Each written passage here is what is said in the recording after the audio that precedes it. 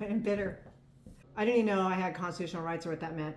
Actually, I don't. I have rights that are upheld by the Constitution. I've spent the last 5 years since 2020, strange time, but the past 5 years have been spent burrowing into that world. Common law, tactical civics for a year, all the tax guys. So Freedom Law School, tax honesty primer, representation or taxation by misrepresentation, breaking the code. I can't remember that guy's name. All these tax truth people that revealed the scheme of the IRS system, and it's a trap.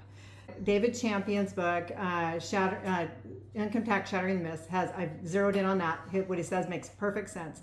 So I had this idea that I was going to be able to escape the prison of income tax, but today I went a little bit deeper. My employer, they don't have my so when I sign the W-4, I'm saying that I'm a taxpayer, basically.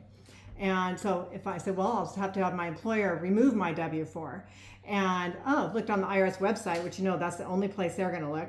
And it says if an employer or if an employee does not have a W-4, you tax them at the highest amount, which is basically single zero. So you're trapped. And in the meanwhile, it's totally evil because the income tax does not apply to most people. So anyway, I'm going off on a rant that I was not intending to go on. I want to talk about the Word of God, but I'm very upset because now I realize it is literally a trap. I don't know where I'm going to go with this, but right now I'm just taking a break from it, and I needed to turn to God, which I've been through this whole thing. And there's a verse that I ran across the other day in my studies, and it was so meaningful to me, especially when it comes to people being brainwashed about so many different things, and especially taxes. But the verse is Exodus 23:2. And there's a couple different versions. I like the ESV version, but it says, you shall not fall in with the many to do evil, nor shall you bear witness in a lawsuit siding with the many, so as to pervert justice.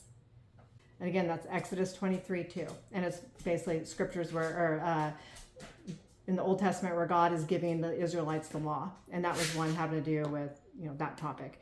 But basically don't follow along with the crowd if it's evil. And guess what? That's what I'm doing. So, and probably all of us are, 99% of us are. And so it's wrong.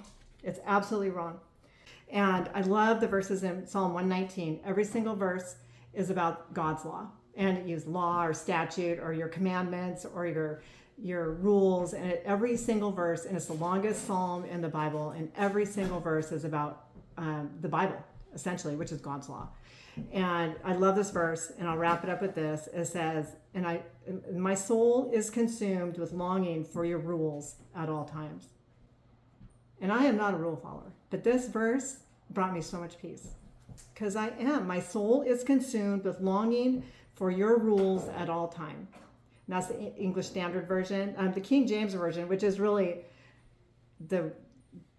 as it's written for us, is my soul breaketh for the longing that it hath unto thy judgments at all times. So in other words, I want his rules, and I want his regulations, and I want his statutes, and I want that. And that gives me peace and comfort.